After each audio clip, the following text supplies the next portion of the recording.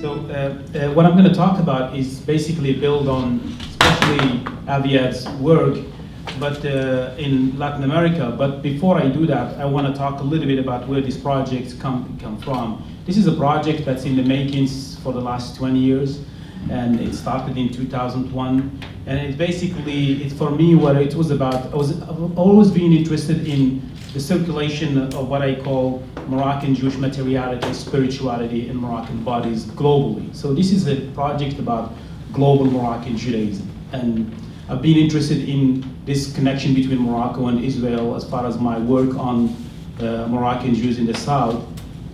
But beginning in 2001, I saw that the launching of two websites, the website Harissa and Dafina. And Harissa was established in 1999, which was mostly about Moroccan Jews, Tunisian Jews.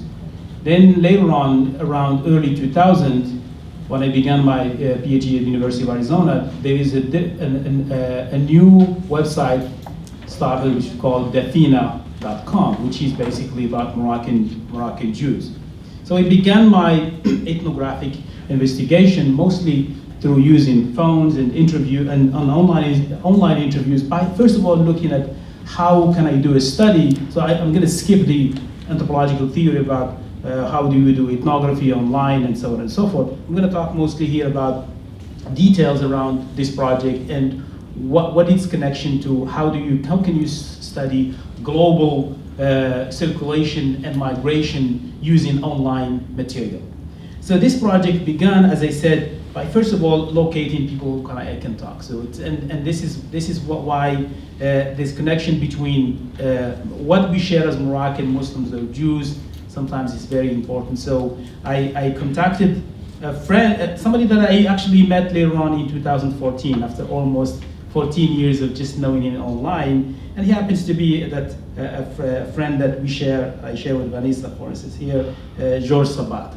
So when I called George, he used to live at the time in Canada.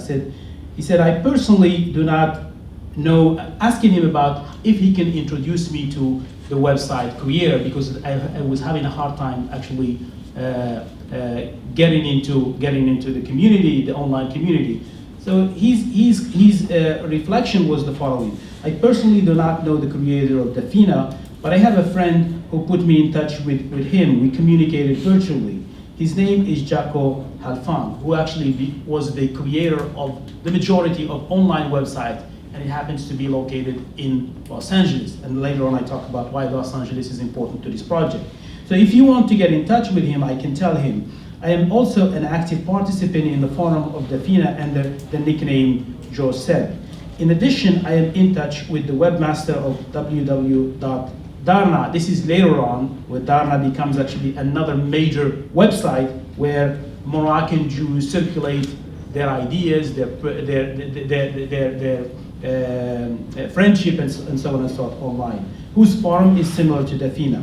I also communicate with many other people through these forums and through my website on the Jewish cemetery of Casablanca and Agadir. I know all of these people virtually, but not in person. They are everywhere around the globe. And that's the important part here, is this idea of the global networks. And so how do you get from LA to studying Moroccan Jews in Latin America, to studying Moroccan Jews in Canada, Israel, France, and Morocco? And to do this, for me, it really circulated around this idea of what I call a cumulative migration, in the sense that what is left and what is retained as people move around, and how the Moroccanness, quote unquote, becomes central to these individuals as they move around, and how that Moroccanness also is maintained across generations.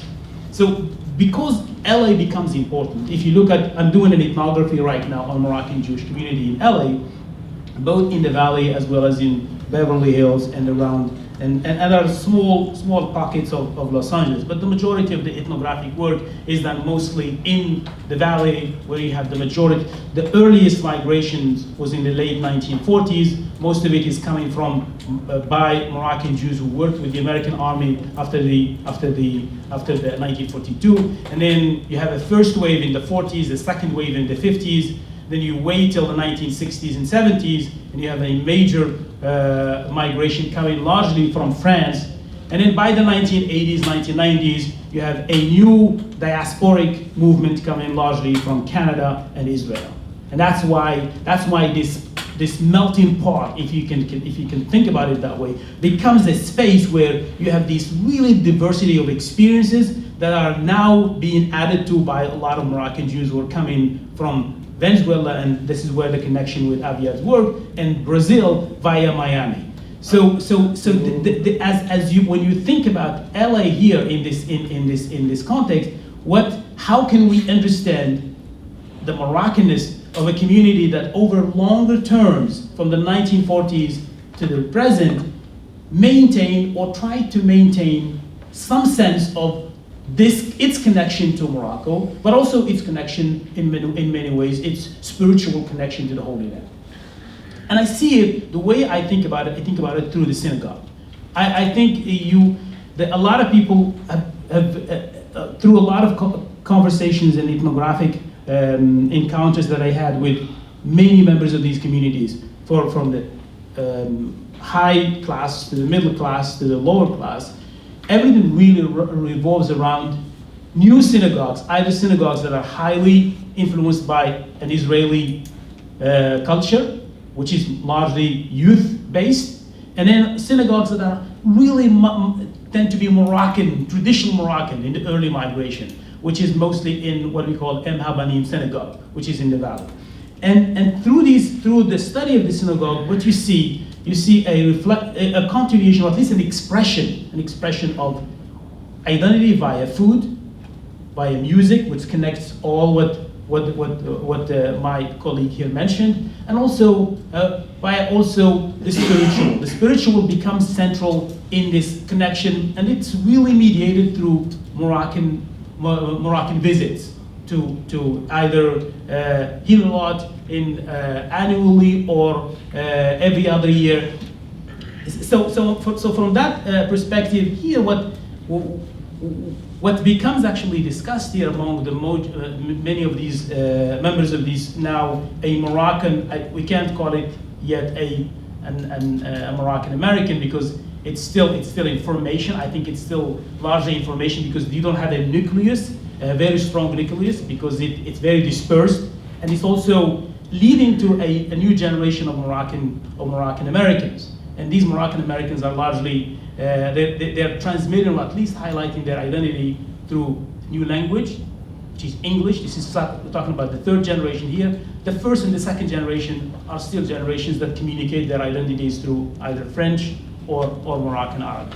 So language also becomes important. So this Moroccanness is also revolves or expressed through language, either and through a Shabbat. Shabbat dinners are still strongly Moroccan Shabbat dinners, and that's something that really, for an ethnographer, when you think about these layers, these different layers, what scholars of the Korean Americans talk about in LA, called this idea of floating, which is a floating, when people move around from one community to another. When you talk about people coming from Brazil and Argentina who happen to come from Japan or South America or South Korea, you see the same thing happening in Morocco, and especially among the Moroccan Jewish community in LA. And that's I would be happy to expand on some of these points in the Q&A. Thank you.